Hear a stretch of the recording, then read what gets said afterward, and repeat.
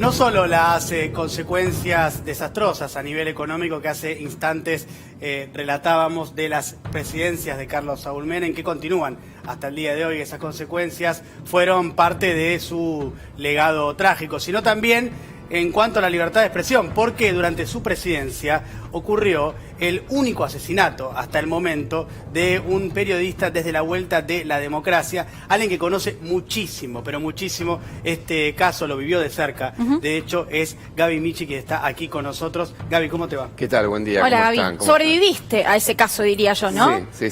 Por circunstancias de la vida, bueno, estábamos con José Luis Cabezas cubriendo la temporada de verano en Pinamar en 1997, cuando el 25 de enero lo secuestran, lo asesinan, prenden fuego su cuerpo allí en Pinamar, después de una serie de investigaciones que habíamos hecho sobre un empresario desconocido, muy poderoso, que se llamó Alfredo Chabrán, y que las fotos de José Luis Cabezas le pusieron rostro a ese empresario muy vinculado al poder político de Carlos Menem en aquel entonces, ¿no? Ese crimen fue sin duda el peor ataque a la libertad de expresión desde que volvió a la democracia, como decía Diego, el único asesinato de un periodista por su trabajo desde que volvió a la democracia. Y yo ayer justamente reflexionaba, obviamente uno se solidariza y manda sus condolencias a la familia del expresidente Carlos Menem, pero me llamaba mucho la atención que muchos periodistas insistían con la libertad con la que se trabajó durante el gobierno de Carlos Menem. Bueno, fue una libertad que estuvo marcada por esta cuestión, ¿no? Por este asesinato brutal, por lo tanto discutamos si realmente era libertad de expresión cuando estaba en riesgo la vida de los periodistas por hacer el trabajo. Pero no solamente por eso, sino porque cuando ocurre el crimen de José Luis Cabezas, lo que trató de hacer Carlos Menem y su gobierno fue minimizarlo, por un lado, desviar la investigación, hizo todos los esfuerzos para encubrir a quien fue el autor intelectual del crimen, que era Alfredo Chabrán, un empresario muy vinculado a ese gobierno, ¿no? Gaby, ¿cómo era ese vínculo entre Chabrán y el gobierno de Carlos Menem? Bueno, lo que había tenido Chabrán era que había logrado muchísimos contratos con el Estado durante distintos gobiernos, pero se había profundizado durante el gobierno de Carlos Menem,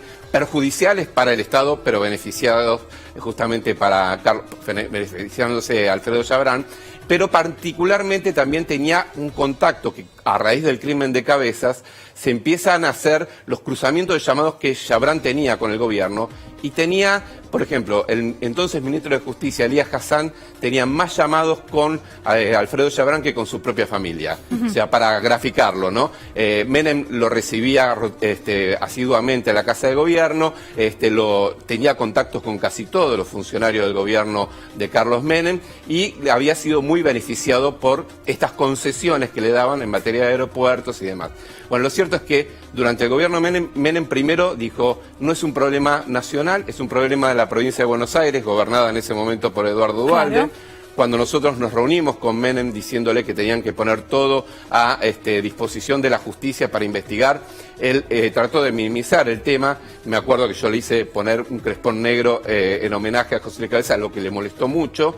Y aparte, después, 15 días después del crimen, dos de sus principales espadas políticas, que era Carlos Corach, el ministro de Interior, y Alberto Coan, que era el secretario general de la presidencia, viajaron hasta Dolores, el lugar donde se tramitaba la causa judicial, para avalar una pista que era la pista de Pepita la Pistolera, que lo que hacía era desviar la investigación sobre los verdaderos responsables de este crimen, que eran Chabrán y su entorno, ¿no? Y recordemos, Gaby, y te quiero hacer ahora una pregunta, este entorno del que vos hablás, policía bonaerense, exacto, directamente, y hoy muchos de ellos en libertad. Todos en libertad. Todos en libertad. Eran policías bonaerenses que habían contratado a delincuentes comunes en una zona liberada en Pinamar, pero que a su vez respondían a la custodia de Alfredo Chabrán, muchos de ellos ex represores de la dictadura militar, ¿no? Casi todos la jefatura de los custodios de Alfredo Chabrán eran lo que se dio en llamar la mano de obra desocupada de la dictadura, que provocó tantos miles de desaparecidos en la República Argentina,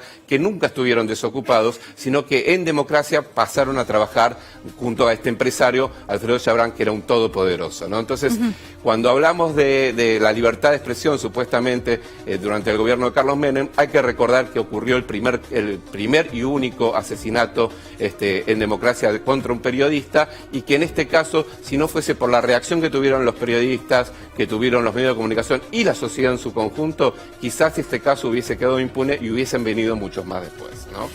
Recordemos que el crimen ocurre porque nadie conocía la cara de Alfredo Jabran. No era la época de internet que uno por ahí googlea, claro, alguien saca una foto con un celular.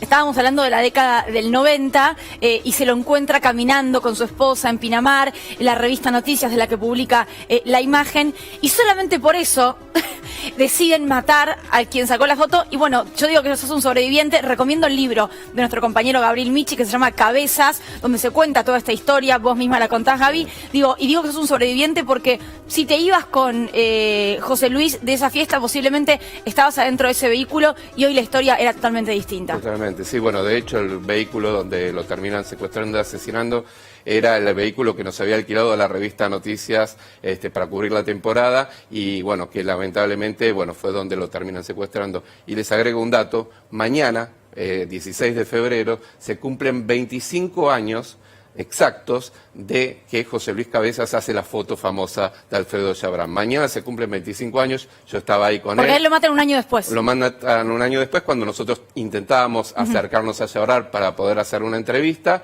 Durante todo ese año, desde la foto hasta el crimen, hubo todo tipo de amenazas, y justamente lo que ocurrió fue que mañana se cumplen 25 años de cuando se logró esa foto, después de un trabajo de investigación de mucho tiempo. Gracias, Javi. Nos vamos rápidamente al Congreso en vivo porque está hablando la